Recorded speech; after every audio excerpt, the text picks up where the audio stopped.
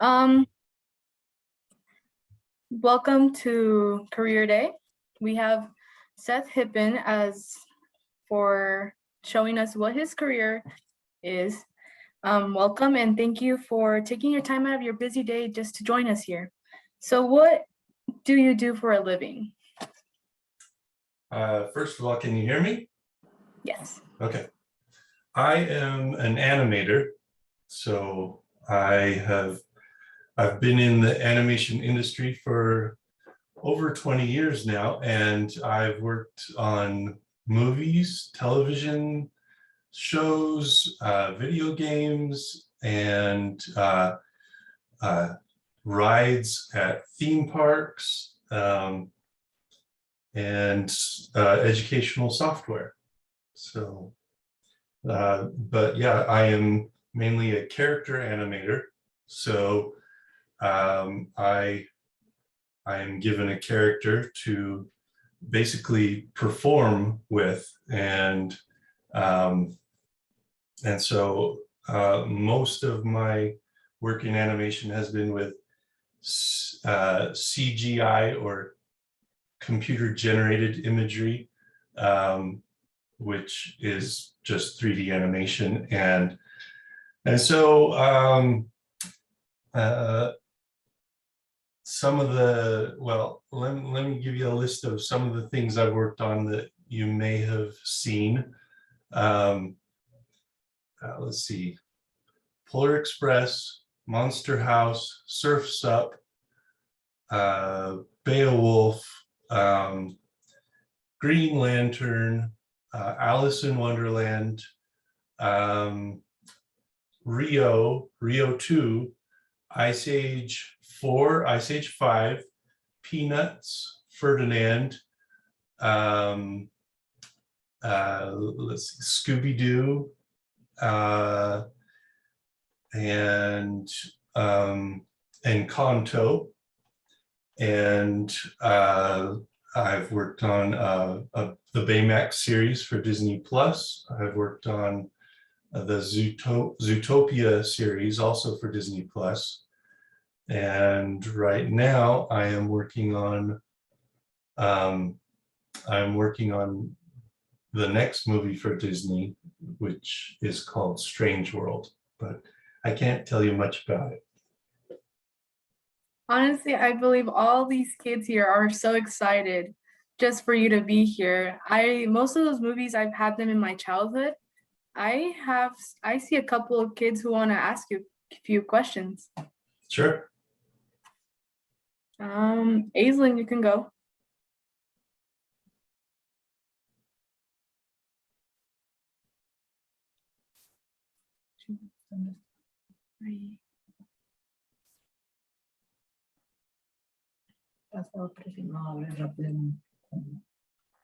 Aislinn asked if you made the movie Bad Guys.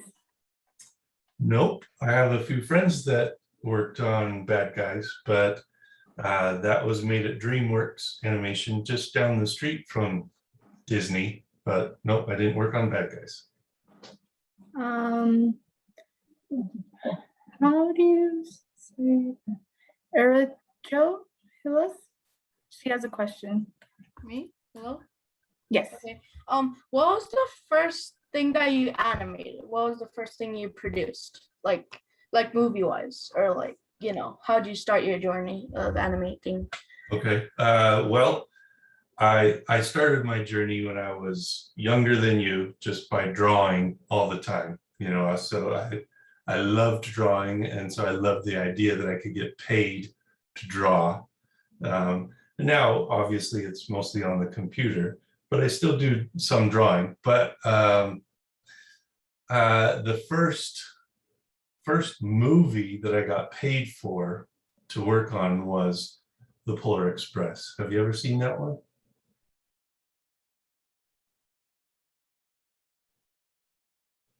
Yeah. Yeah, it is old.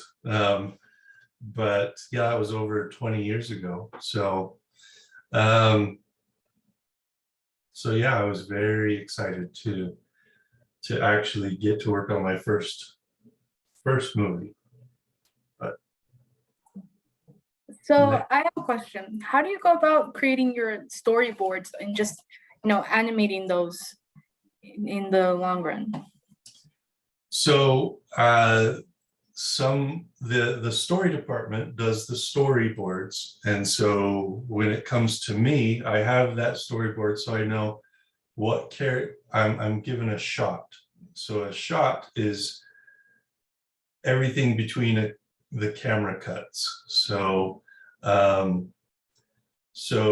the storyboard has the characters, where they are in the set, and what they're saying or doing.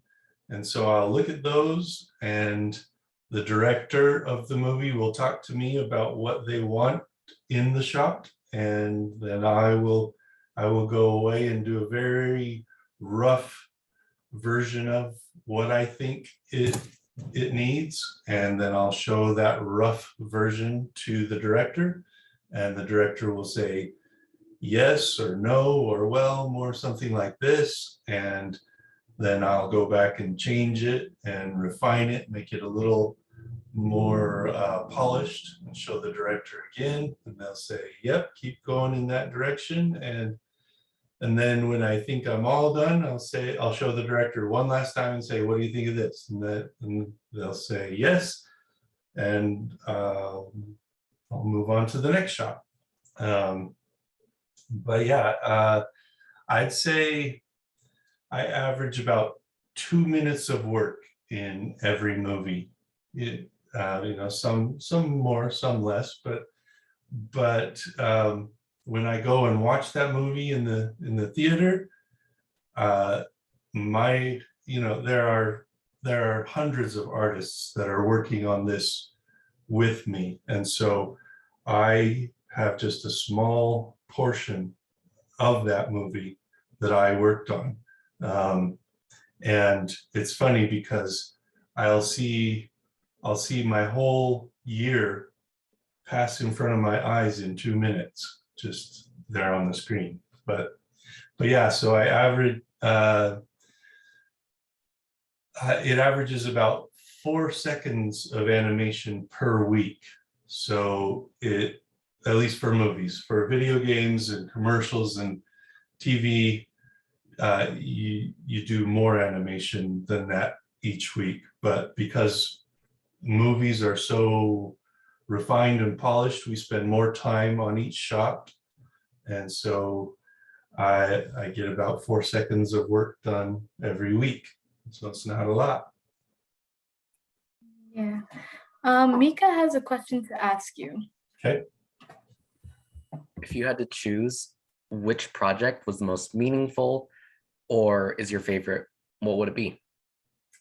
It's a great question. My probably the most meaningful is actually Encanto. And it was a lot of fun too, with a great crew that I was working with.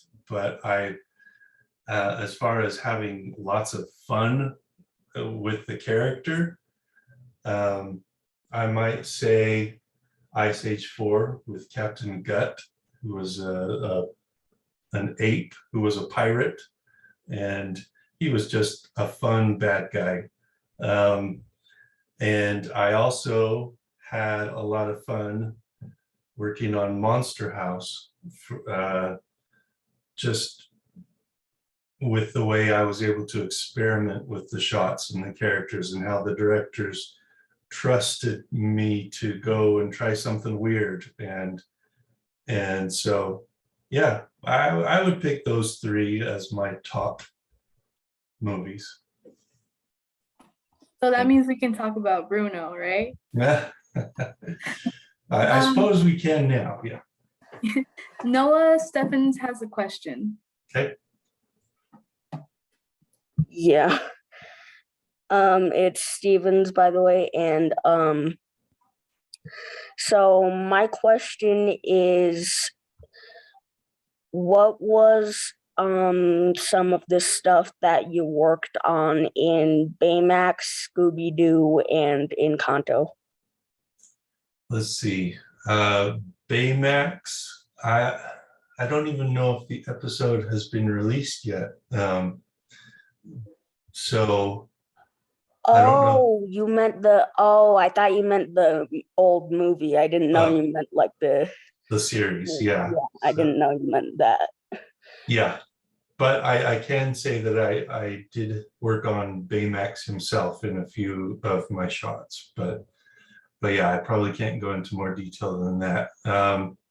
Scooby-Doo, let's see. I did some animation in the final scene of the movie where it's just a dance party. I did a few scenes with Muttley, the bad guy's pet dog, well partner. Oh yeah, in Scoob. Yeah, yeah, I in Scoob. remember that one. And Kanto, I did shots of a lot of shots of the kids chasing Mirabelle through town, asking her what her gifts were, what her gift was, and a few of the shots at the very beginning where we see Mirabelle getting ready for the day, and a shot at the end where they're looking for Mirabelle after the casita has collapsed, and they're just they haven't found her yet.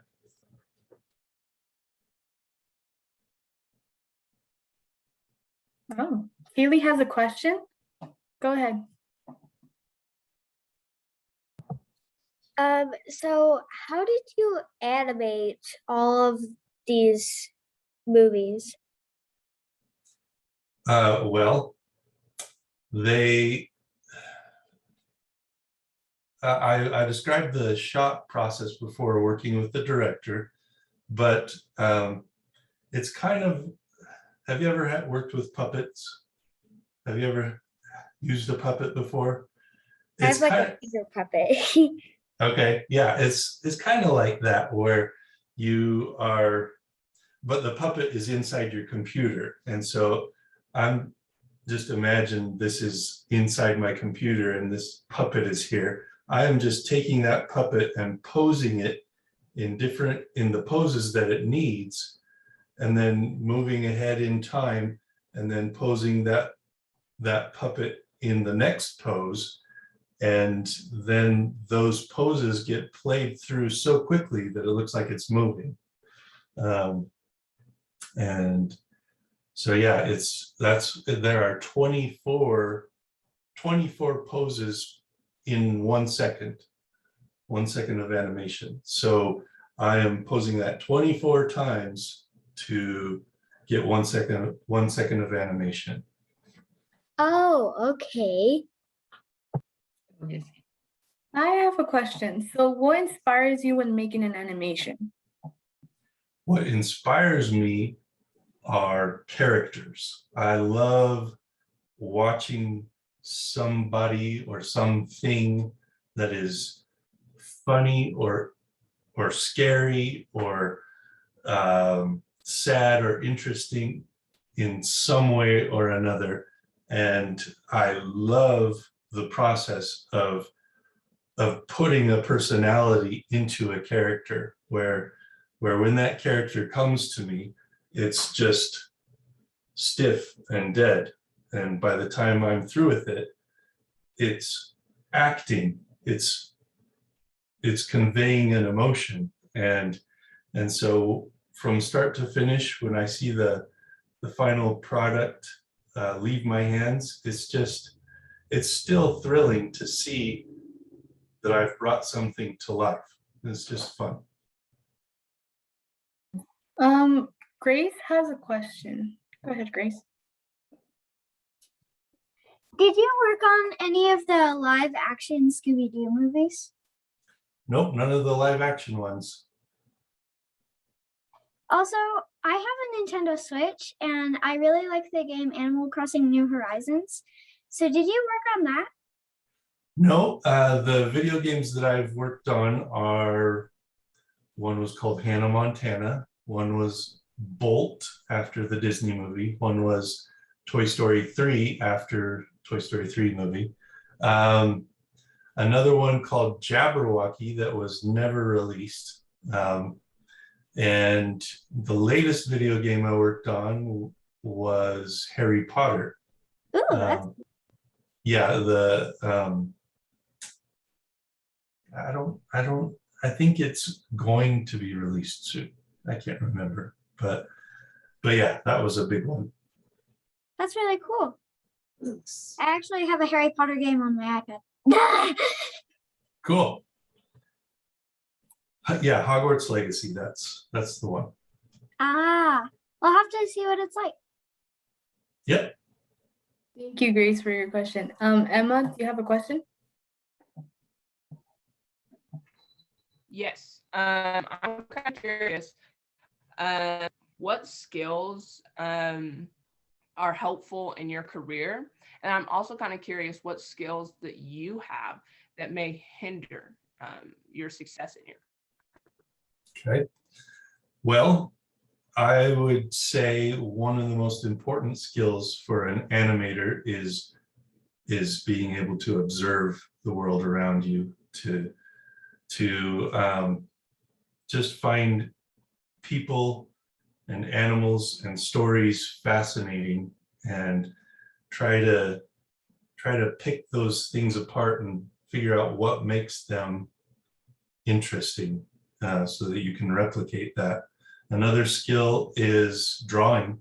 Even though most of the work I do is on a computer, if you understand how to draw, you'll have a much easier time animating, because you'll understand things like what makes a pose good or bad, and what makes well, another skill is acting, theater, because you are acting for the character, and so I sometimes say that animators are introverted actors who enjoy the performance, enjoy the work of it, but don't necessarily like to be seen in front of the camera.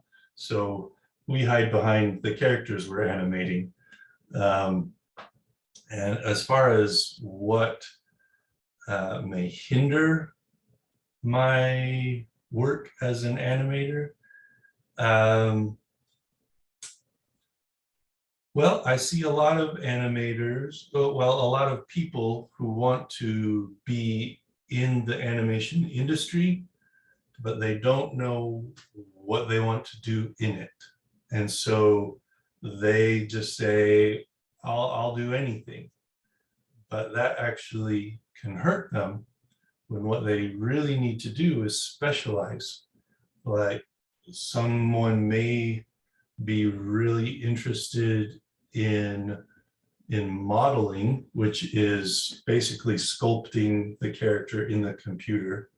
Another person may then take that model and add color and texture to it. And another person will then take that colored and textured model and add hair to it, or clothes that move correctly when the character moves. But I could do those things if I chose to, but I find the most interest in the performance of the character, making that character move correctly or in an interesting way. And so I'm an actual character animator, and I don't mess with the hair. I don't mess with the model. I don't mess with building the environment around it, but other people have specialized in those areas. And so if you're going to move into this industry, even if you might enjoy modeling and animating, I suggest you just pick one thing to specialize in and get really good at that one thing. David has a question. Go ahead, David. I have two questions actually. One is, Seth, I know that you have a background behind you. Could you reveal it? And my other question is, How did you make Baymax, and could you show us a few pictures of him? I can't show you pictures of Baymax or what I worked on it because it's not released yet, and so Disney has to keep it under wraps until it's released. But you should be able to see it soon. I can't remember exactly when, but let's see. As far as my background goes, let's see if I can reveal. There, that's my messy office. So there's my guitar. There's some twinkle lights. There's some mail I have to get through. Yeah. So. Gavin There. has a question. So, Okay. Gavin, go ahead. I really want to be an animator. Do you have any advice you would give to me about the path to becoming an animator? Sure. Well, first, draw a lot. Fill sketchbooks up. I And already do.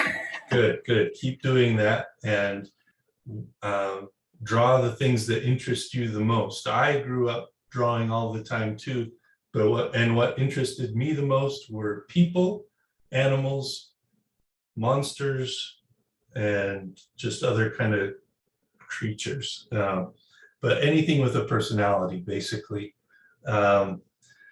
So that's what I did through high school. I also suggest you practice animating now with you. Even the most simple form would be stop motion, where you can just animate Legos across.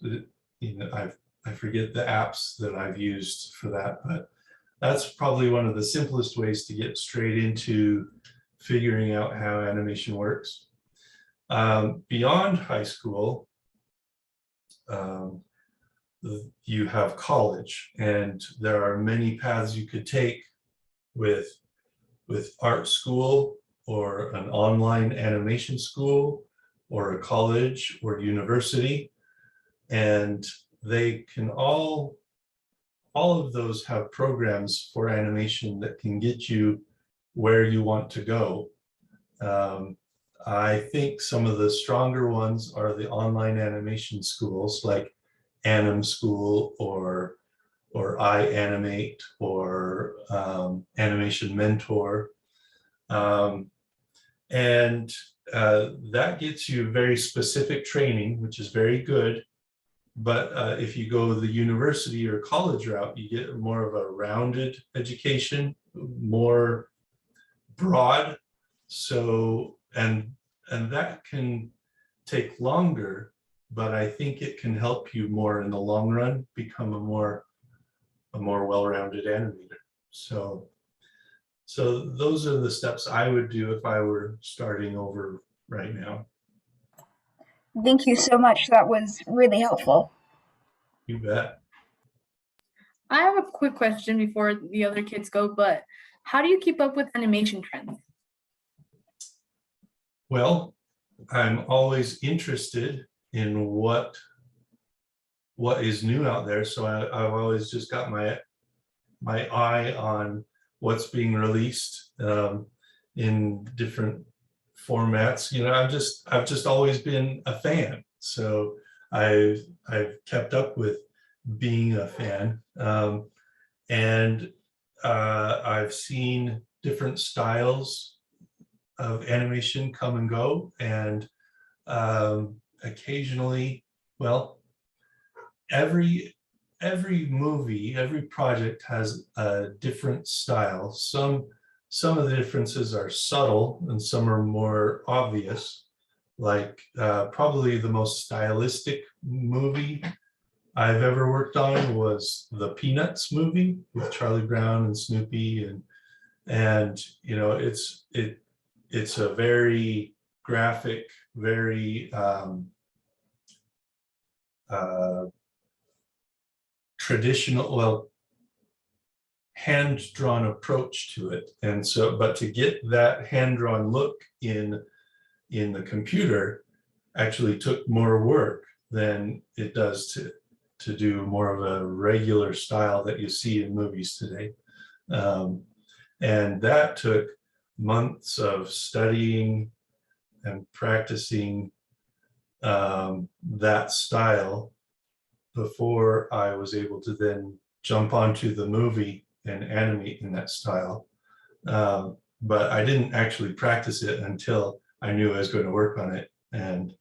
But yeah, I would just look at other animation that had been done in that style and figured out, okay, so instead of showing having a new pose every 24 times in a second, now it's a new pose every, well, 12 times per second. And they only show the head in these positions. And so anything else besides that will look weird, will look wrong. So I need to make sure I stick with these specific poses. But anyway, yeah, and so I assume that I will continue as I work on different varying projects. I will just do a lot of studying and figuring out what makes that style unique. And so again, just back to those observational skills, I think. I think that's a good advice to, just keep studying what you want to learn or things like that based on your animation style and things like. But Aislinn has a question. Okay.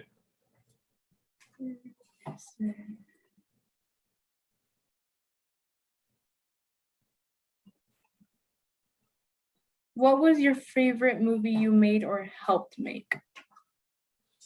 Well, Encanto was one of my favorites. It had great characters, really fun animation, and a great message. And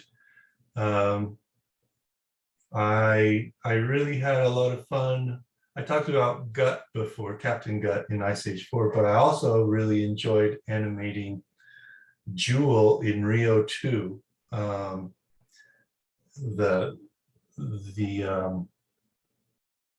Yeah, she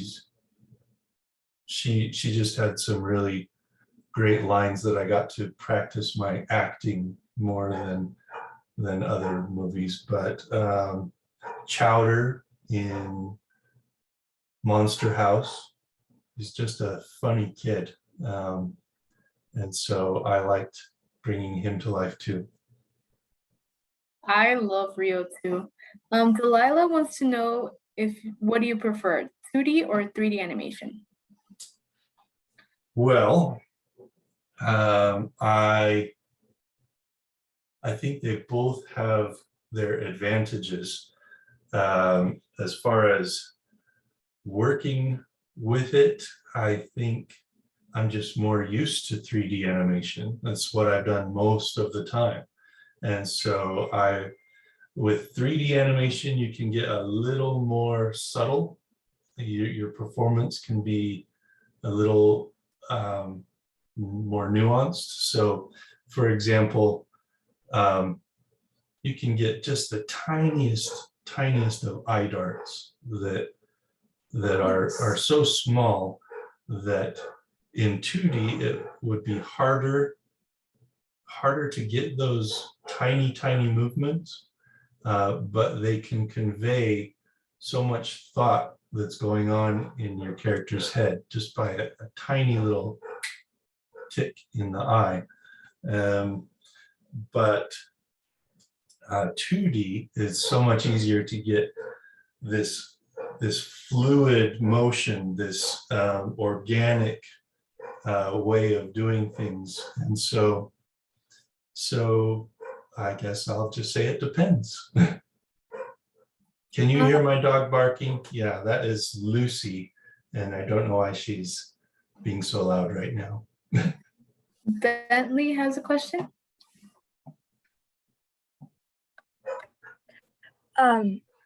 What was did you work on Frozen? No, I wasn't. I wasn't at Disney when Frozen or Frozen 2 came out, but I love Frozen, so that would have been a fun one. Someone in the chat was asking how much layers does it take to make one scene? So many layers. Well, and in 3D animation or CGI, they all get blended together so well.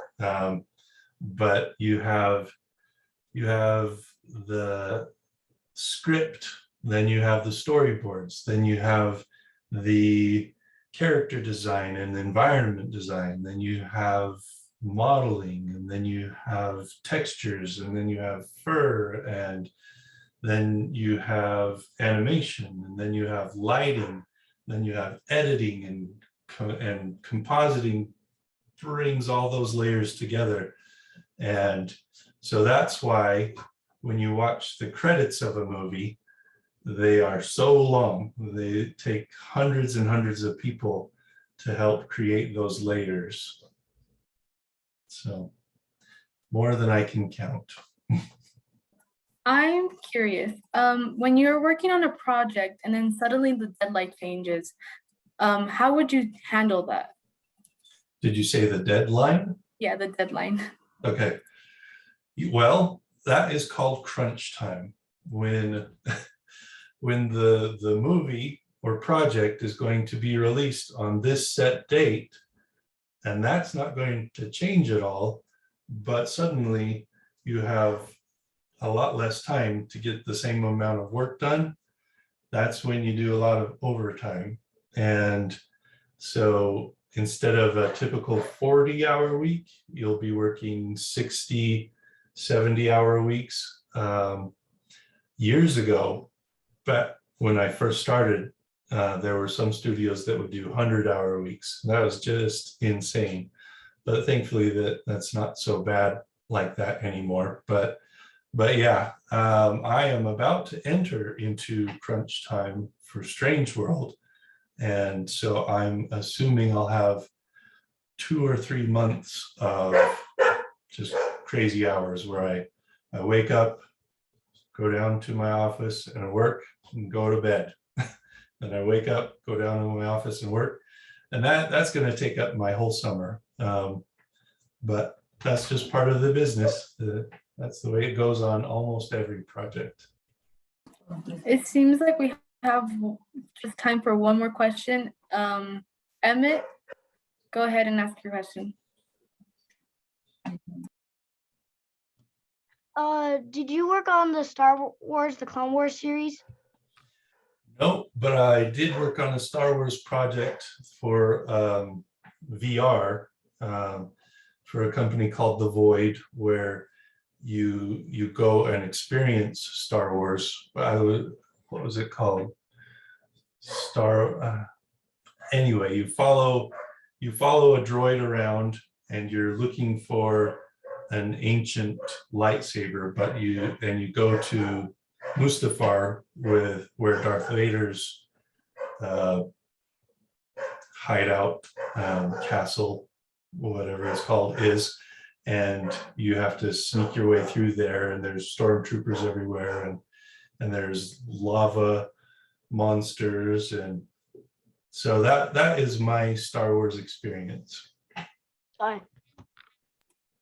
Well, we want to thank you for your time that you gave us for, being here, and well, where is a place that students can go see your work?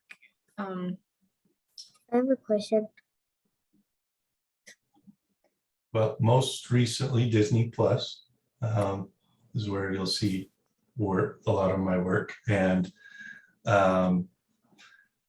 then the next time you'll see the next project, I think it's coming out in November, but yeah, around Christmas time is when you'll see the next one.